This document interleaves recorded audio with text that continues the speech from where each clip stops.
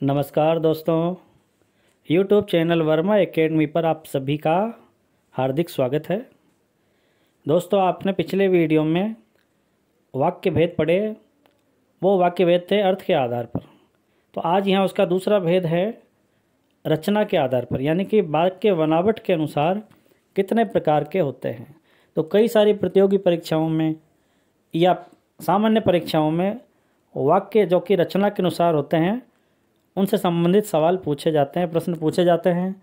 तो कई बार क्या है, हम लोग उसको समझ नहीं पाते। लेकिन इस वीडियो में आप ये देखेंगे कि बहुत ही सरल तरीके से मैंने आपको समझाने का और समझने का प्रयास किया है। देखिए क्या है, देखिए वाक्य भेद। तो सबसे पहले हम ये जानें कि वाक्य किसे कहते हैं। तो वाक्य को पारिभाषिक रूप से हम क्या कहेंगे कि वाक्य सार्थक शब्दों का वह समूह है जिससे बोलने और लिखने का तात्पर्य पूरी तरह स्पष्ट हो जाता है। यानी कि देखिए परिभाषा में लिखा सार्थक शब्दों का समूह, ये वाक्य होता है। और वाक्य के माध्यम से ही हम अपनी बात को क्या करते हैं, या तो बोलते हैं या लिखते हैं। ठीक है, तो लिख करके हम क्या करेंगे, अपनी बात को स्पष्ट रूप से कह पाएंगे। यानी कि बिना वाक्य के हम अपनी बात को न कह पाते न बोल पाते। तो वाक्य का यही महत्व है। फिर अब देखिए कुछ वाक्य हैं, इनसे हम समझेंगे। कविता चित्र बनाती है, तो ये सामान्य वाक्य है, साधारण वाक्य। ठीक है, तो ये अपने आप में पूरा अर्थ देते हैं। कविता चित्र बनाती है, सबरी जंगल में कुटी बनाकर रहती है थी। एक राजा के दरबार में एक गरीब ब्राह्मण रहता था। यानी कि तीनों के तीनों वाक्य आपने जो अभी मैंने आपको बोल के सुनाए, तीनों अपना पूरा अर्थ दे रहे हैं। यानी कि किसी न किसी बात को स्पष्ट कर रहे हैं आप, है ना। तो ये पूरी अर्थ को पूरी तरह स्पष्ट करने वाले वाक्य, तो अपने आप में ये वाक्य कहलाएंगे। अब आते हैं वाक्य के अंग कौन कौन से होते हैं। तो मित्रों, वाक्य के जो अंग है ये भी परीक्षा में पूछे जाते हैं। तो मुख्य रूप से वाक्य के दो अंग हैं। पहला है उद्देश्य, ठीक है, अर्थात वाक्य का कर्ता, जिसके बारे में कुछ कहा जाए वो कहलाएगा इसका उद्देश्य। देखिए यहाँ, जिसके विषय में कुछ कहा जाए, ठीक, वो तो कहलाएगा उद्देश्य। और विधेय क्या होगा, उद्देश्य के विषय में जो कुछ कहा जाए, ये ध्यान रखना आवश्यक है ना। तो यहाँ देखिए कुछ उदाहरणों के माध्यम से मैंने यहाँ समझाने का प्रयास किया है। जैसे पहला उदाहरण है यहाँ कि अमन पढ़ता है। तो यह अमन कौन है, वाक्य का उद्देश्य है।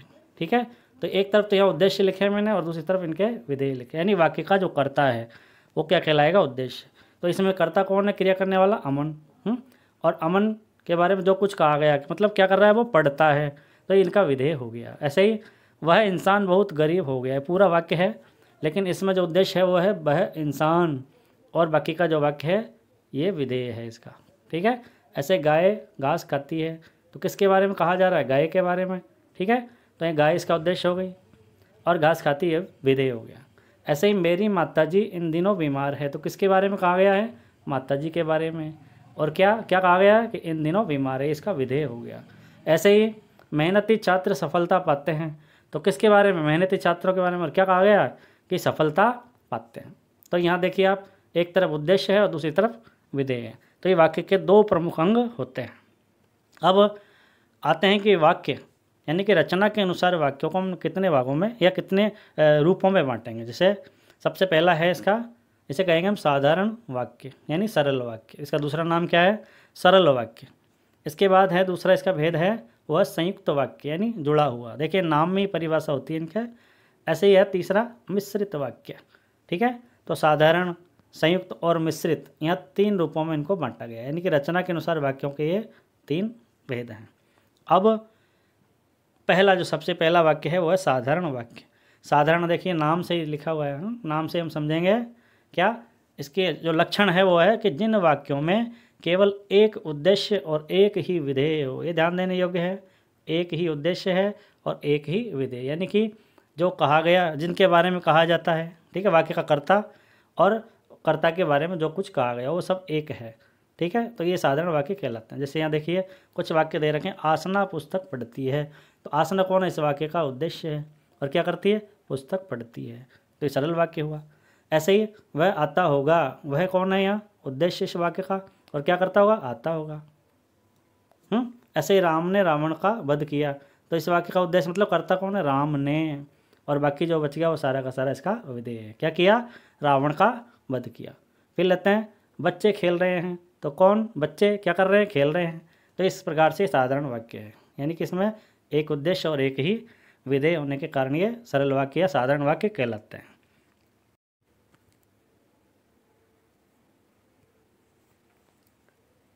अब आते हैं संयुक्त वाक्य।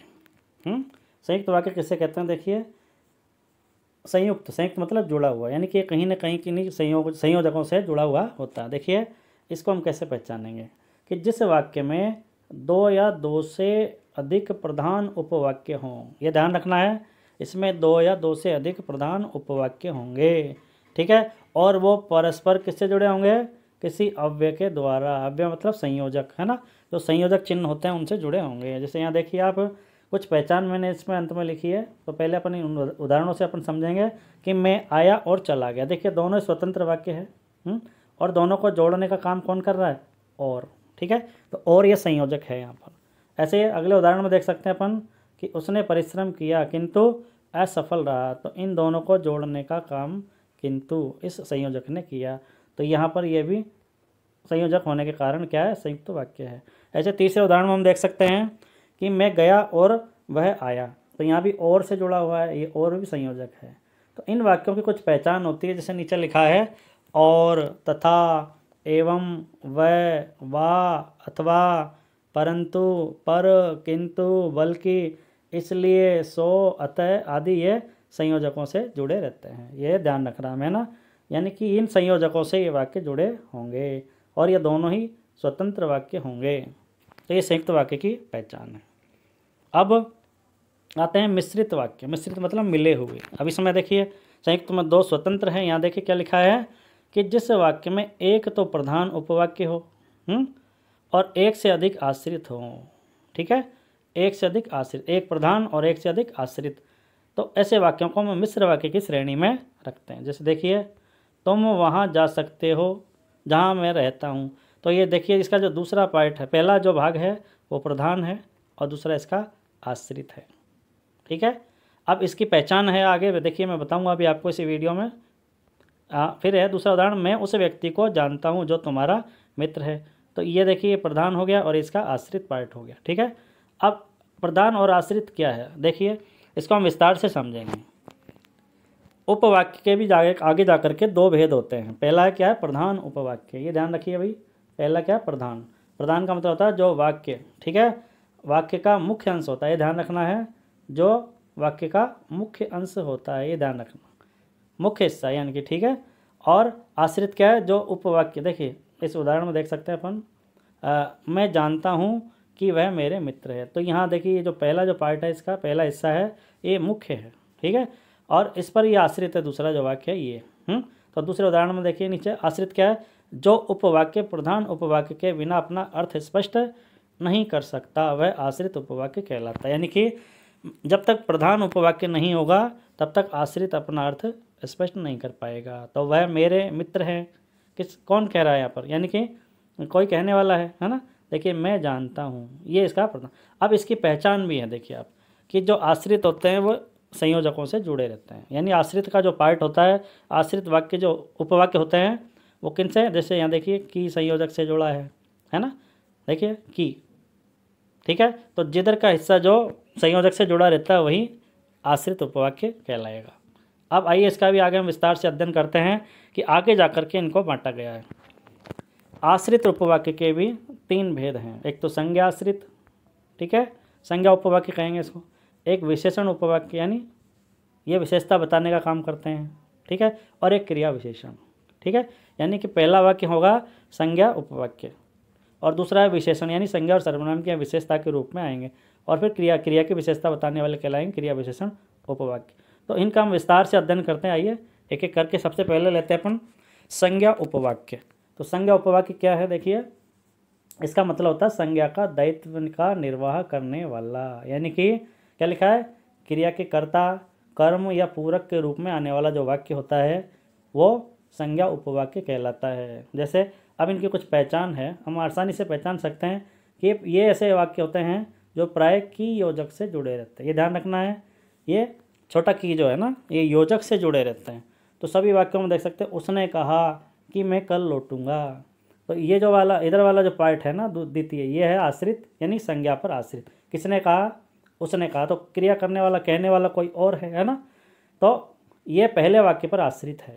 कुल मिलाकर के तो प्राय ये की योजकों से जुड़े रहते हैं। यहाँ देखिए दूसरे उदाहरण में, मेरे पिताजी चाहते हैं कि मैं एक अच्छा डॉक्टर बनूं, तो यहाँ भी की आया है। मेरी कामना है कि तुम खूब प्रगति करो, तो यहाँ भी की आया। देखिए, ऐसा लगता है कि कुछ ही दिनों में महंगाई बढ़ेगी। तो सभी उदाहरणों में आप देख सकते हैं, है ना, ये योजकों से जुड़े रहते हैं। तो संज्ञा आप देखिए कहीं कहीं की योजक नहीं होता है तो वहाँ पर अल्प विराम का प्रयोग किया जाता है। ठीक है, तो ये इन वाक्यों की खास पहचान है कि प्राय की योजकों से जुड़े रहते हैं और संज्ञा का दायित्व निर्वाह करते हैं। अब देखिए इसी का दूसरा जो भेद है वो है विशेषण उपवाक्य, यानी विशेषण जो आश्रित उपवाक्य क्या है? मुख्य वाक्य की किसी संज्ञा अथवा सर्वनाम की विशेषता बतलाता है।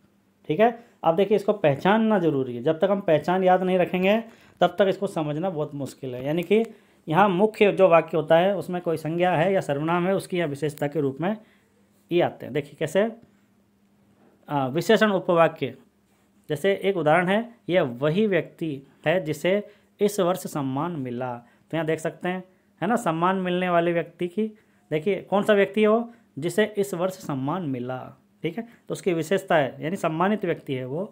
ठीक है, ये व्यक्ति कौन है? फिर आगे, वह लड़का जो कल यहाँ आया था, जो देखिए जो ऐसे पुलिस चोर को जिसने कल चोरी की पीट रही थी, तो जिसने शब्द आया है, यह वही व्यक्ति है जिसे कल सम्मानित किया गया, या जिसे आ गया। देखिए कुल मिलाकर के ये जो उपवाक्य होंगे वो क्या है? जो या जो से बनने वाले जितने भी संयोजक है। देखिए इधर देखो आप, विशेषण उपवाक्य जो होते हैं वो मुख्यतः जो, जिसको, जिससे, जिसके, जिसका, जिसमें आदि से प्रारंभ होते हैं। बस यही ध्यान रखना है ना।